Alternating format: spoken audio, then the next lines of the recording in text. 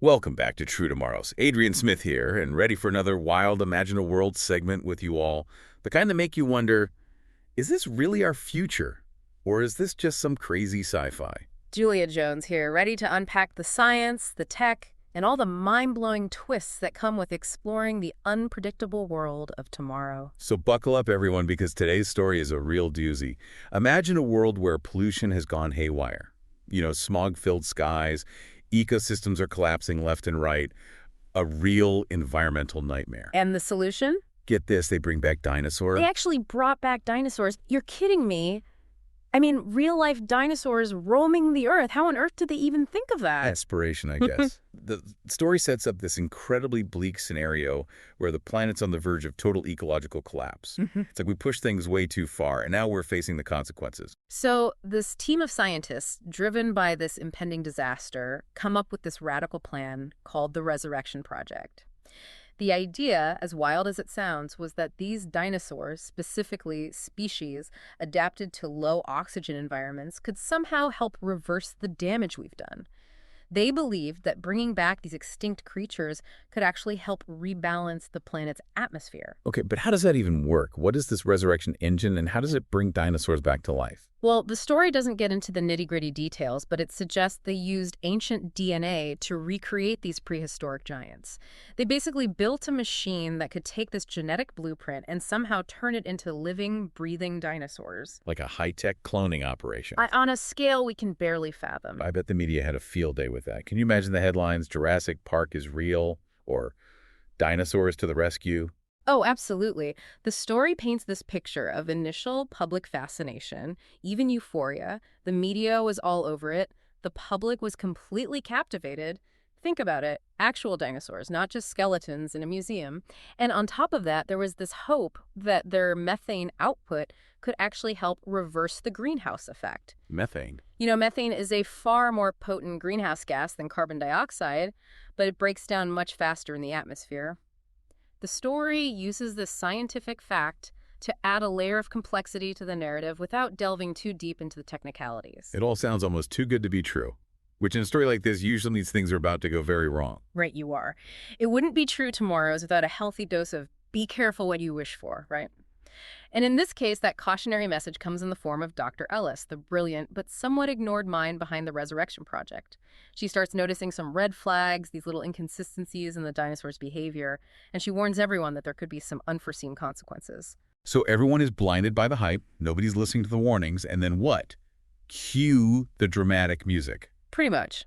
The story describes this initial attack, which everyone dismisses as just an anomaly, like a wild animal escaping its enclosure. But Dr. Ellis knows better. What does she know? She knows that these raptors in particular aren't the mindless beasts people assume them to be. Oh, no. They're incredibly intelligent, adaptable, and those things can move like lightning. Oh, man. That was a wake-up call. Suddenly, Jurassic Park isn't so fun anymore, huh? Not at all. It quickly turns into a full-blown nightmare. The story does a great job of building tension first with those isolated incidents, and then with these escalating attacks. So it gets worse. It becomes clear that humanity is facing something far more intelligent and dangerous than we ever anticipated. And this is where I start to wonder, how on earth do you fight a dinosaur? I mean, do our weapons even work against them? That's where the irony kicks in. The story highlights how all our fancy technology, all our sophisticated weaponry is practically useless against these prehistoric predators. And as you mentioned earlier, nukes are off the table because of the fragile state of the atmosphere. So we're stuck with conventional weapons that barely even slow these creatures down. Can you imagine the news coverage? It'd be like a complete 180. One day they're celebrating the return of dinosaurs, and the next they're broadcasting these terrifying attacks and mounting casualties. Talk about a public relations nightmare. It's a total shift in perspective, a harsh dose of reality. And for Dr. Ellis, it's this devastating realization. What's the realization? She understands that she's inadvertently triggered an extinction event, only this time humanity is on the losing end. It's like a Greek tragedy played out with dinosaurs. Wow, that's heavy. She creates this groundbreaking technology, achieves something truly incredible, only to discover that she's essentially doomed her own species. That's the tragic irony of it all. The story describes the resurrection engine still humming away, ready to produce more dinosaurs, while the first pterosaurs are already circling overhead. Whoa.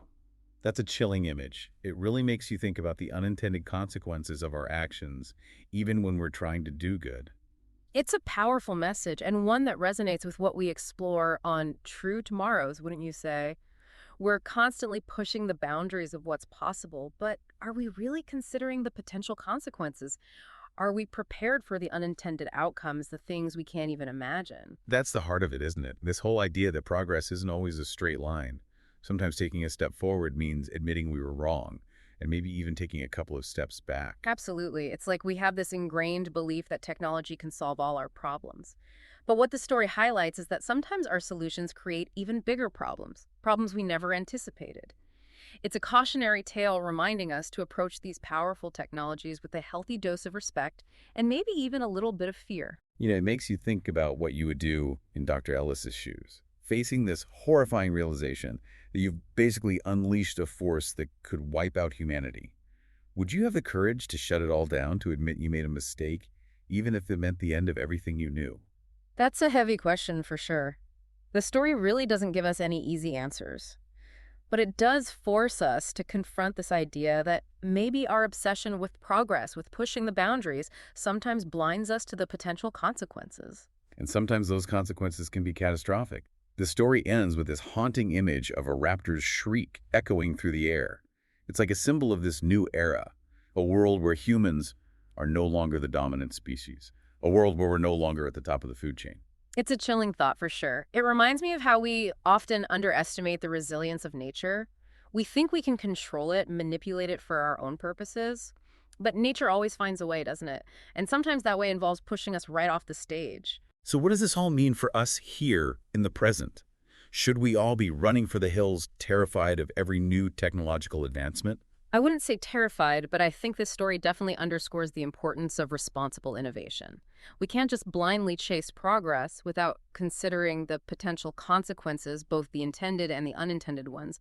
It's like walking a tightrope. We need to be careful, deliberate, and always aware of the risks involved. So it's not about rejecting technology altogether, Yeah. but more about approaching it with a sense of caution, a healthy dose of skepticism, and a deep understanding of its potential impact. Exactly. We need to be asking those tough questions. What are the risks? What are the ethical implications? Who benefits and who might be harmed? And we need to be having those conversations now before we find ourselves in a situation where it's too late to turn back, before we create something we can't control. What I find so fascinating about this story is how it takes something familiar like dinosaurs and uses it to explore these profound themes about our relationship with technology. It's a reminder that the future isn't just about flying cars and robots. It's about the choices we make today and how those choices will shape the world we inherit. And it's about recognizing that our relationship with technology is complex and constantly evolving. We can't afford to be passive observers. We need to be active participants shaping the future we want to see. This episode has certainly given me a lot to think about. It's amazing how a single story can spark so much discussion and introspection. That's the power of storytelling, isn't it? And that's what we try to do here on True Tomorrows. It's not just about entertainment. It's about using these narratives to explore the big questions, the ethical dilemmas, the anxieties and aspirations that come with living in this rapidly changing world. And it's about reminding us that the future isn't predetermined. It's a canvas waiting to be painted, and we all have a role to play in creating the masterpiece. But we need to be mindful of the brushstrokes, because each one has the potential to create something beautiful or something truly monstrous. Beautifully put. And I think that's a perfect segue into our next segment, where we'll delve into some real-world examples of technology that's blurring the lines between innovation and, well, potential disaster. Buckle up, folks. Things are about to get real. Welcome back to True Tomorrows. Before the break, we were discussing those unintended consequences that can spring up even when we're using technology with the best intentions in mind. It seems those dinosaurs really drove that point home. They sure did. And speaking of powerful technologies with potentially massive consequences, what about artificial intelligence? That's got to be one of the biggest tightropes we're walking these days. I mean, it's like something straight out of science fiction. We create a machine that's smarter than us. And how can we possibly be sure it will always have our best interests at heart? It's a question that's been haunting us for decades. It's not just science fiction anymore, though, is it? The line between what we imagine and what we can actually create is blurring more and more every day. We're talking about artificial general intelligence, or AGI.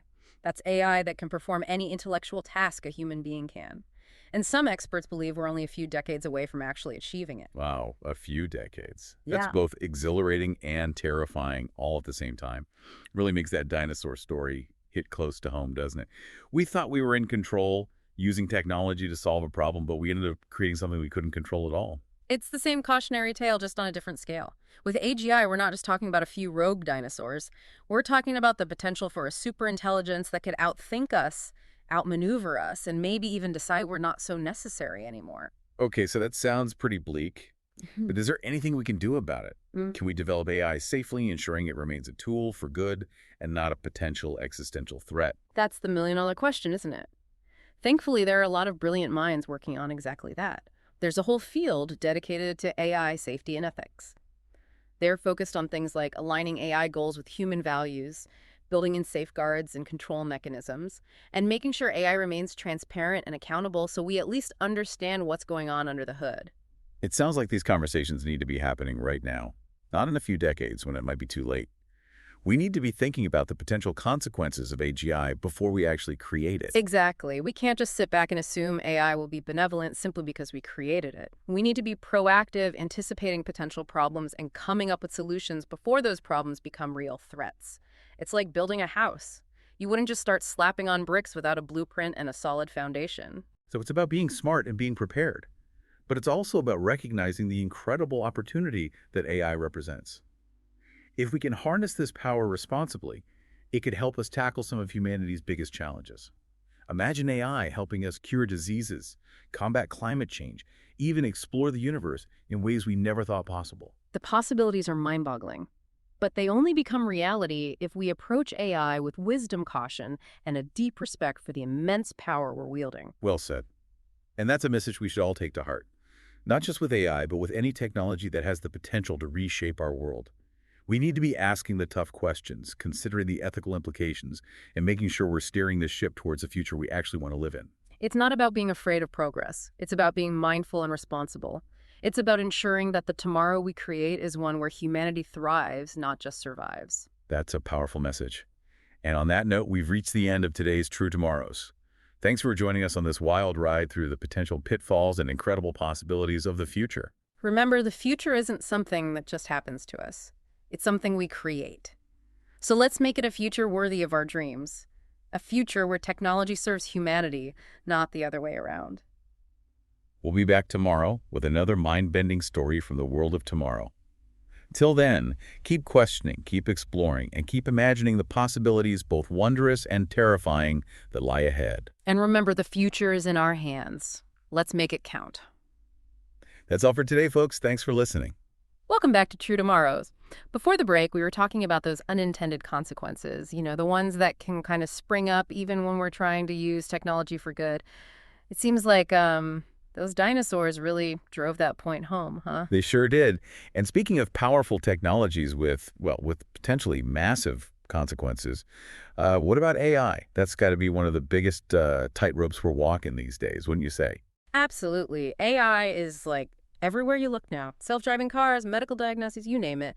And the potential is there for AI to just like completely revolutionize pretty much every aspect of our lives. But with that potential, well, it brings a whole host of questions and concerns with it, right? I mean, it's like something straight out of science fiction. We create this machine that's like way smarter than us, and how can we be sure that it's going to have our best interests at heart? It's a question that's kind of been haunting us for like decades now. It's not just science fiction anymore, though, is it? The line between what we imagine and what we can actually create is like it's getting blurrier and blurrier every day.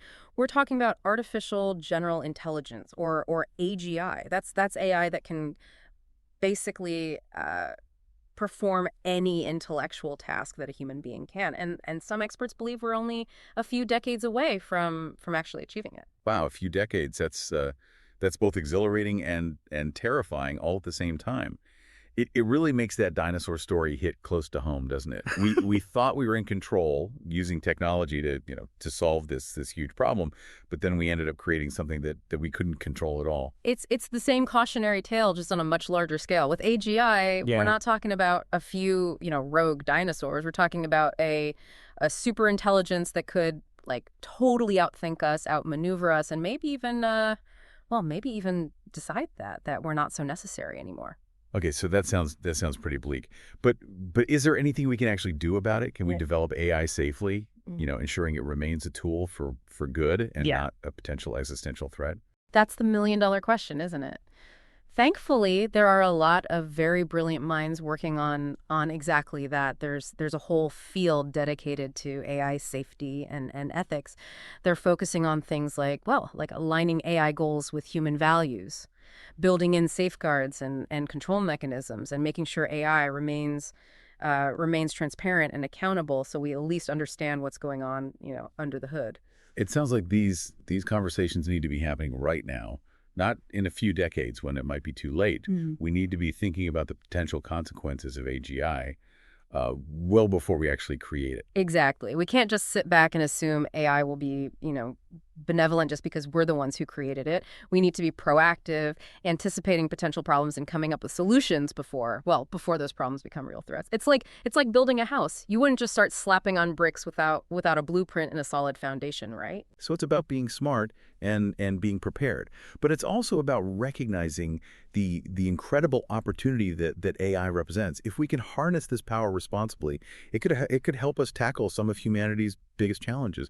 Imagine AI helping us cure diseases, combat climate change, even explore the universe in ways we never thought possible. The possibilities they're mind-boggling, but they only become reality if we approach AI with wisdom, caution, and a deep respect for the immense power we're wielding. Well said. And that's a message we should all take to heart, not just with AI, but with any technology that has the potential to reshape our world. Yeah. We need to be asking those tough questions, considering the ethical implications, and making sure we're steering this ship toward the future we actually want to live in. It's not about being afraid of progress. It's about being mindful, being responsible. It's about ensuring that the tomorrow we create is one where humanity thrives, not just survives. That's a powerful message. And on that note, we've reached the end of today's True Tomorrows. Thanks for joining us on this wild ride through the potential pitfalls and the incredible possibilities of the future. Remember, the future isn't something that just happens to us. It's something we create. So let's make it a future worthy of our dreams, a future where technology serves humanity and not the other way around. We'll be back tomorrow with another mind-bending story from the world of tomorrow. Until then, keep questioning, keep exploring, and keep imagining those possibilities, both wondrous and terrifying, that lie ahead. And don't forget to rate and follow the show for more captivating tomorrow stories. And remember, the future is in our hands. Let's make it count. That's all for today, folks. Thanks for listening.